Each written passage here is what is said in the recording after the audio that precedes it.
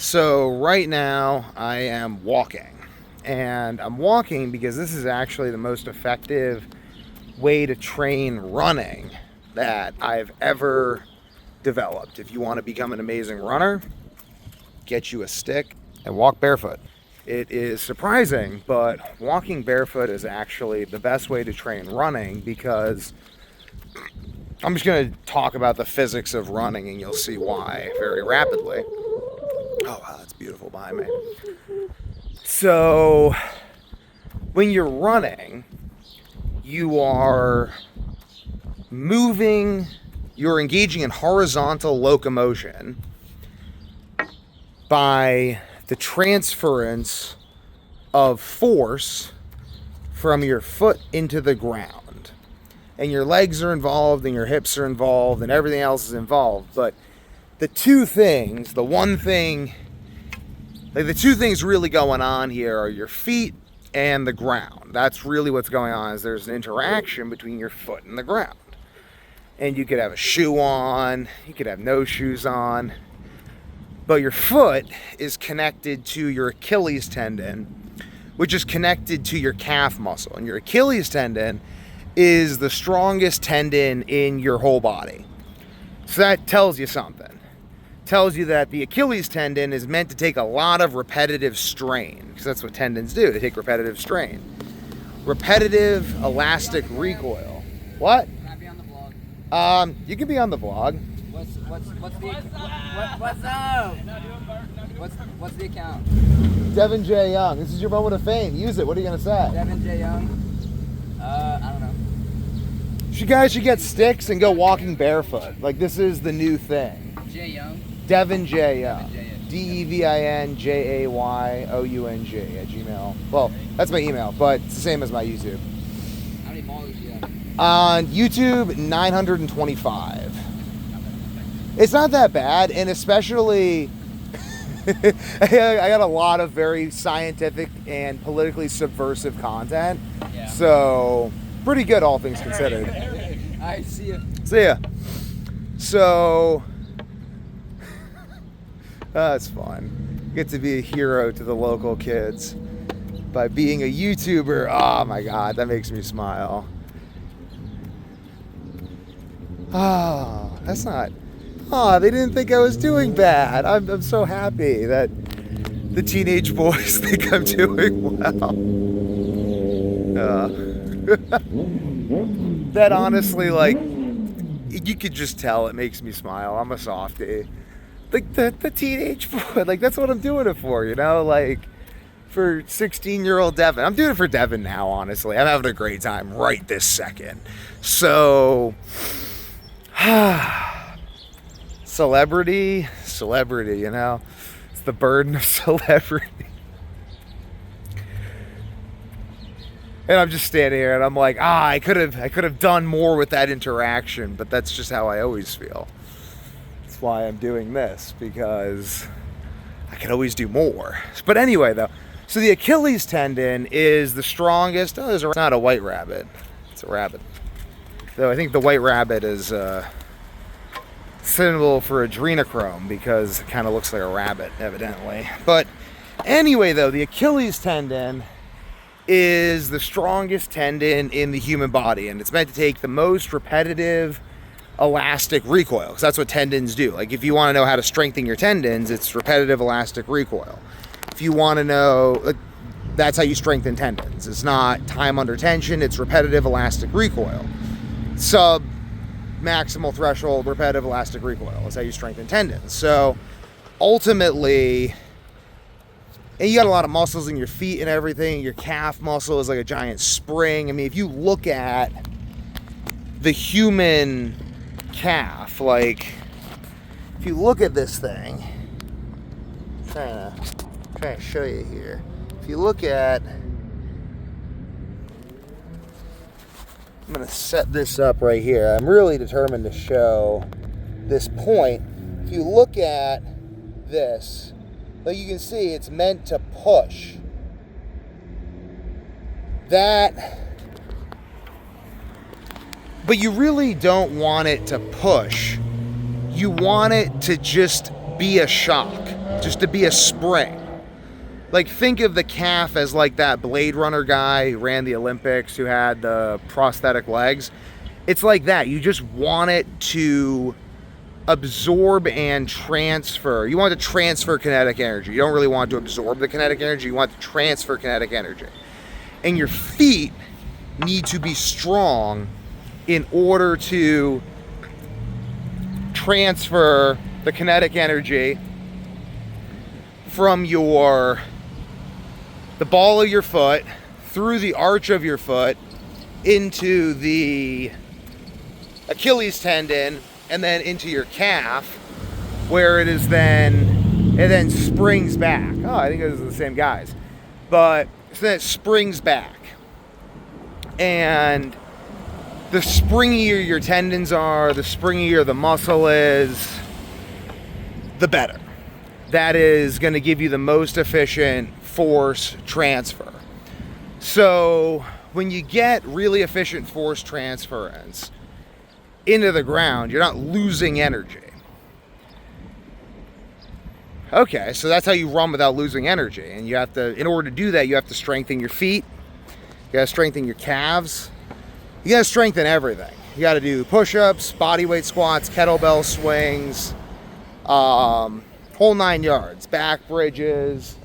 You got to strengthen everything. But once it's strong and you have good posture, you then need to work on your gait. You need to work on the timing of your footfalls, because nothing to absorb the energy from my body into the ground except... Oh my God, I accidentally stopped the video instead of just changing the camera. It's the little things like that that actually drive me completely insane. There's a Zen poem. They say, treat little things with the utmost seriousness and matters of great importance lightly. I think I'm doing a good job at that, because I got really upset about this and it really didn't matter at all. So I'm working on that Zen. But anyway, it's all timing. It's all timing. If you think about human gait, this actually might be a useful place to work on showing how human gait works. But it is all timing. It's all timing. It's really, really, really important to understand how much it's just timing. So, here we are. So you see me walking.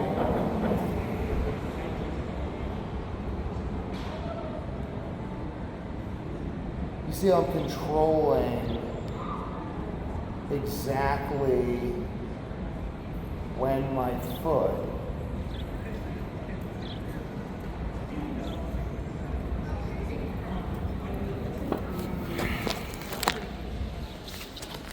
lands on the ground. I'm controlling exactly when my foot lands on the ground. And by doing that, I control a whole bunch of stuff. If my foot is in front of my center of gravity, then I'm going to slow down. If my foot is behind my center of gravity, then I'm going to speed up. Simply because if I'm walking forward and my foot is in front of my center of gravity, I will slow down. If that's where the timing makes the footfall land. And if I am walking forward and my footfall is landing slightly behind my center of gravity, I just speed up, because I am falling forward and I'm using timing to catch myself. I'm using timing, not muscular effort, to make my feet land exactly where I want them to. And this is something that people with long legs do naturally, because the longer their legs, the greater the physical moment arm of the lever is. So they have a longer moment in which to place their footfall accurately. So they have to think less about timing, whereas I have short limbs and a long torso. So timing is the only thing I think about, is the timing of my footfalls. And I train that by walking, because when I'm walking barefoot, my feet will eventually get tired. And when my feet get tired, that's when I have to consciously use perfect technique walking. You say perfect technique walking. Is there even such a thing? Yes, there is such a thing as perfect technique while walking, and the fact that no one has it is a great opportunity in athletics, because walking is the principal method of movement that reinforces proper human posture, physiology, metabolism, even psychology. Walking is absolutely critical, and people do not walk appropriately. They have poor posture, they're slumped over, losing energy. They have poor timing. They heel strike the ground in front of themselves, forcing kinetic energy into their knees, and then they overpower the inefficiency with muscular effort, which builds muscular reinforcement for bad technique. And they wonder why exercise hurts. So not only do people, and I'm gonna walk for about 30 minutes. Hey, thank you. I'm gonna walk for about 30 minutes because it's about the amount of time I need to walk every day to train my feet. But basically my feet, right now, I'm having inefficiencies in my timing. I understand my timing isn't perfect. And every time my timing isn't perfect, I compensate with the muscles of the arch of my foot and my calf, primarily. I have really strong glutes and other leg muscles from squats and kettlebell swings and back bridges. So those muscles just simply don't fatigue because I'm also efficient. So I never actually reach the threshold where my prime movers for running are fatigued, because I exercise those with kettlebell swings, push-ups, bodyweight squats, back bridges, jiu-jitsu solo drills, Turkish get-ups, those sorts of exercises. So because I'm doing those exercises, the big muscles are really strong. They don't get tired. It's the little muscles that get tired. It's just the little muscles and like the arches of my arch of my foot that gets tired. So because the muscles in the arch of my foot get tired, I train them by walking barefoot on even and uneven surfaces. So those muscles become stronger, and then they stop fatiguing. The tendons get stronger, they stop fatiguing. But I mean, they do fatigue a little bit, like when I'm walking barefoot, because I just walk barefoot for like 3 hours. But the thing is, there's a threshold of technique I need to have while walking barefoot in order to not cause myself pain. Like just lots of pain walking barefoot. Like if I just start slamming my heels into the ground, that would become excruciatingly painful very quickly. I'm actually making a whole video about that, because if you want to be really good at running, you have to train the muscles under the arch of your foot. And if you don't train those muscles, like you think about your foot like a spring, if you don't train those muscles, you can never transfer force from here to here. Achilles tendon is the strongest tendon in the entire body. We are meant to run by transferring force from here to here, but no one trains that way. They just put on giant pillows on their feet and they slam their heels into the ground and they wonder why their knees don't work. Let's go. Come on. Thank you. You're welcome. Anyway, so helping the next generation. But anyway, so that's basically the reason people just slam their heels in the ground. They wonder why it doesn't work. So basically, though, going on back to this, so my feet become, there's two things that happen. If I'm taking big strides, my feet become tired faster. I'm taking small strides, that's simply more timing based. I have to actually rely more on timing in order to move, because I'm not using muscle. I'm using all rapid alternation rather than intense muscular contraction. It's just a different mechanism for driving locomotion. That's all it is. So that's a really, that right there is actually like the most profound thing, one of the most profound things I've said the whole video. I'm using rapid alternations in posture to engage in horizontal locomotion instead of using muscular tension to engage in locomotion. I am falling, and I just happen to have a structure. This is really loud. I'm gonna get out of here. But I'm falling, and I just happen to have a structure that continuously catches itself. That structure was trained by walking. Like, I had to do a lot of proper push-ups, squats, back bridges, barefoot walking before I developed the musculature to hold my body in a position where it will catch itself naturally. That's the real thing. And then now that my body does that, I simply have to walk, and it reinforces those same attributes that allow me to have a structure that catches itself naturally. Okay, well, what's the limit of reinforcing those structures? I don't really think there is a limit. I don't think there's a limit. I think that at a certain threshold, you become able to sprint barefoot.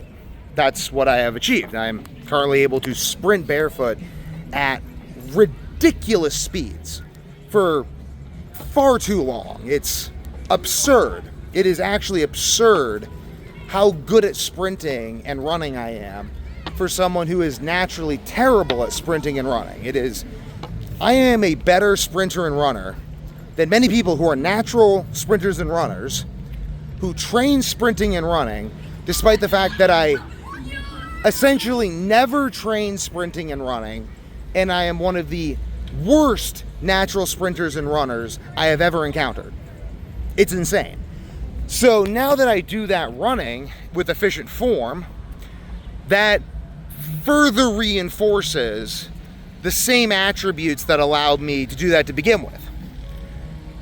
I believe the end result of this is that my efficiency of movement and metabolism will continue to increase until I can maintain a metabolic rate physiologically and neurologically that is simply unprecedented, which allows my recovery to be unprecedented, which allows my physical activity to be unprecedented, which, because of the technique and proper body movement focus of my training, will essentially make me immortal. I mean, that's kind of like the stretch goal. I think there's a lot of dietary components, but fundamentally aging itself is metabolic, and one of the main things that causes people's metabolisms to tank as they age is physiological breakdown. But I've just shown that physiological breakdown is really the result of poor training, and that with proper training, you can, because I'm not training my body to resist stress. I have identified modes of being that resist stress, and I am training my body to exhibit those modes of being. It's incredibly different. One is me saying, it's like the difference between, like, let's say I had to fight someone. It's like the difference between me trying to squish that person between my two hands and me applying 5 pounds of pressure to each carotid artery. The end result is the same. The person dies. But the means of achieving that end result are completely and utterly different, because in one, I say, oh, here's a person. I want to make them not a person anymore. I'm going to squish them until they're molecules. That would work. That would actually be effective. That's the equivalent of saying, I need to increase my metabolism, so I will continue to deadlift more weight forever. Okay, I mean, you could try that. That is a thing that you could try to do. Some might even say that I've tried to do that at points. Makes an interesting sound when I do that.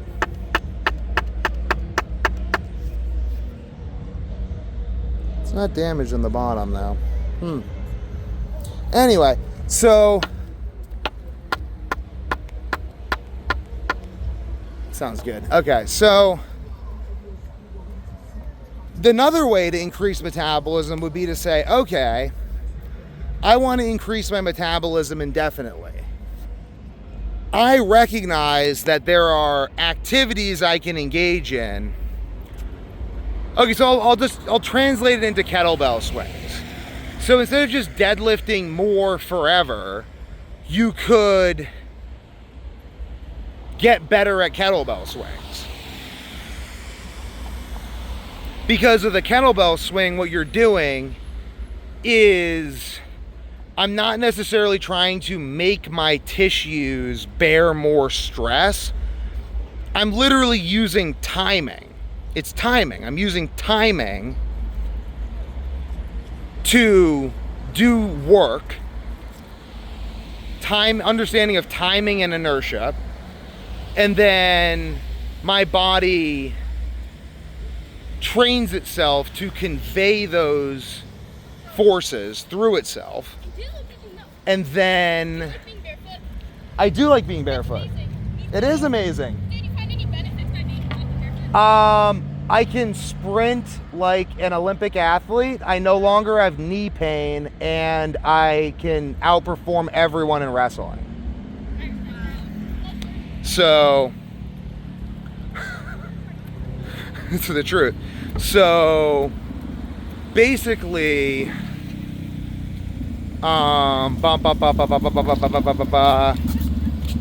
it's the equivalent of like running. I mean, like, here's a great example. Running. People are like, oh, I want to get better at running. So they just continue to train running without training the systems that support running.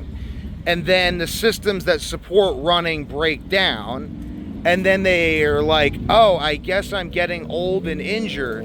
But they never considered the fact that they weren't training the systems that support running to begin with. They were training other things.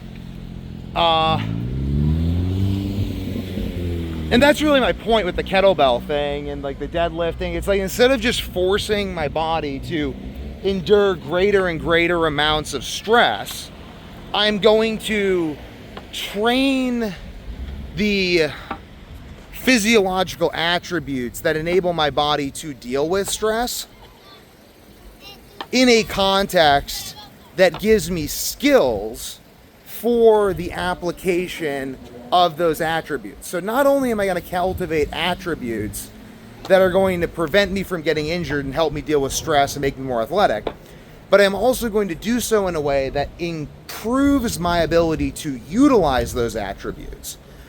So now what does that look like? Again, that looks like timing. The difference between using almost all of your energy to finish a double leg and using almost no energy to finish a double leg is about 1/8 of a second. So then what creates that 1/8 of a second? That's where all my training lives. Most of my training is meditation that lives in my mind. The way it is. And then after a large amount of meditation, I have ideas. And I train those ideas. I test those ideas in training. So when I'm training these ideas, I'm not even really training the idea. What I'm really doing is I'm training my ability to improve my athletic performance with my mind. Because if I can improve my athletic performance with my mind, well, you don't really injure your mind. Actually, you can. It's called damaging your winner effect. But I study that too, so it's just the advantage of being Devin Young is that Are you famous? I will be. My friend actually had a picture with you. I don't know I will be the most famous person in the world in probably 50 years. Can we take a picture together? Yeah, sure. Go for it.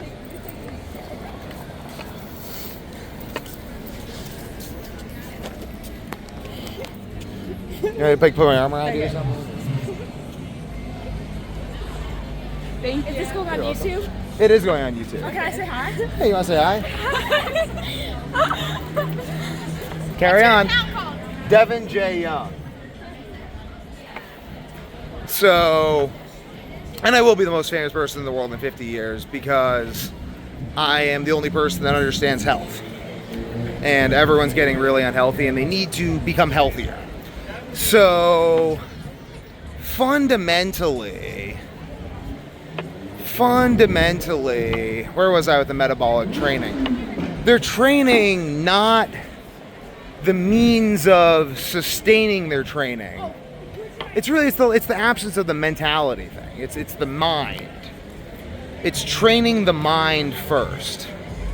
That is the fundamental thing, because I can change my decisions in the middle of a match,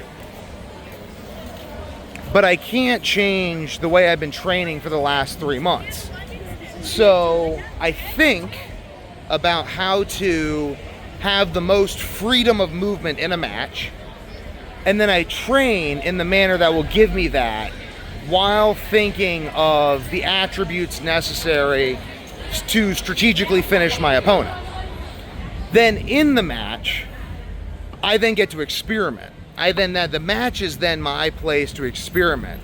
How much of these attributes, how much of this, how much aggression, how much of all of these things, you know? That's fundamentally the... So interesting. I wonder if they're all trying to become famous on the internet too. So...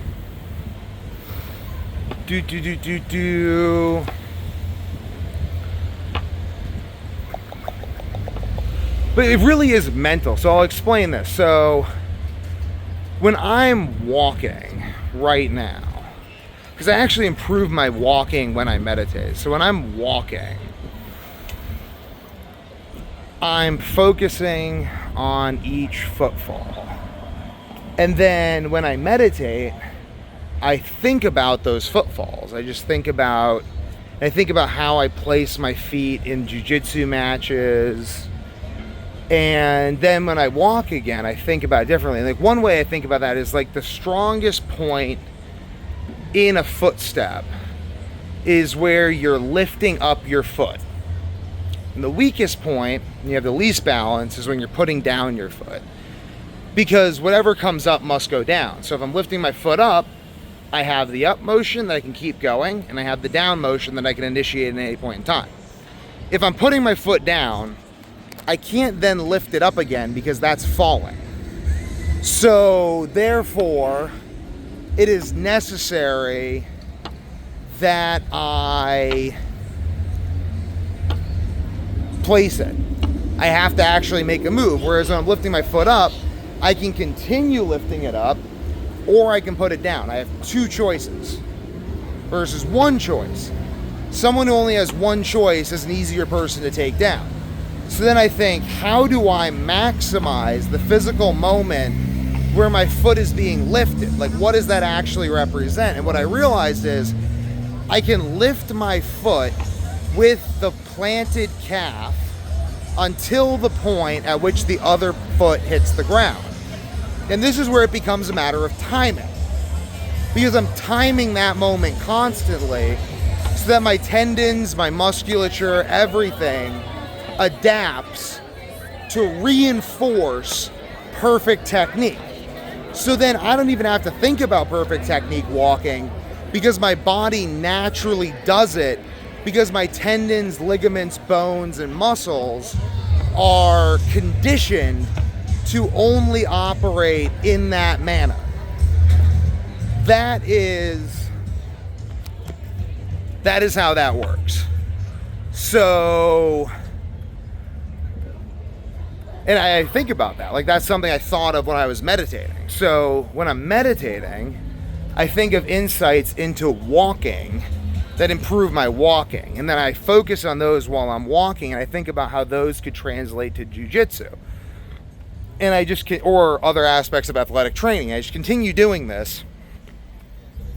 So for instance, running, when I do my running thing, I'm really training. What's up? What is this for? This is a stick. Gabby, what are you doing? Are you doing like a vlog? I am doing a vlog. You are in the vlog now. Oh, what's up with the no shoes? I'm training my feet. Oh, for what? Jiu-jitsu. I'm going to win a world championship. Actually? Actually. I'm rooting for you. Yeah. Wait, do you have like social media? Is that I what do you're have social posting? media. Are we gonna go Wait, famous? can we Get your social media. You can. Devin J. Young. Wait, I gotta look my notes out real quick. Okay, ready? I'm ready. Okay, D-E-V-I-N. D-E-V-I-N. J-A-Y. J-A-Y. Y-O-U-N-G. Y-O-U-N-G. Yep, you can find me on everything with that. Okay, All right. yeah, we're gonna look you up. Yes. Take care. So, what I'm able to do by doing that is I'm able to achieve a form of continuous improvement. But really with the, someone just messaged me. But really what I'm doing with running is I'm working that timing, I'm working the footfalls, I'm working the pacing, I'm working the confidence to just open the throttle and just keep that throttle open until my opponent's completely cooked.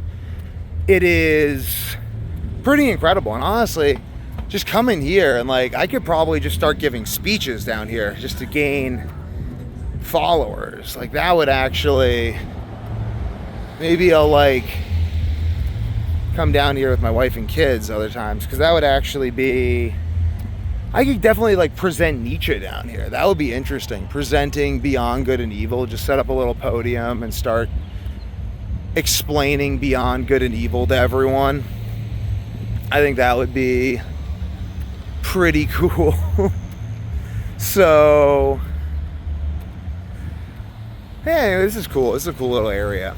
But anyway, so I'm training the ability to move my legs faster in neutral by running without weakening them, without and like all strengthening the tendons, ligaments, tissues, all that stuff, because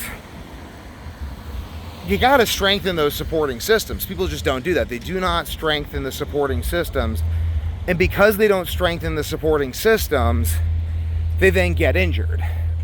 And I mean, this has just been a brief introduction on how to unlock your athletic potential. I think I'll wrap it up right here. Subscribe or leave a comment if you want more.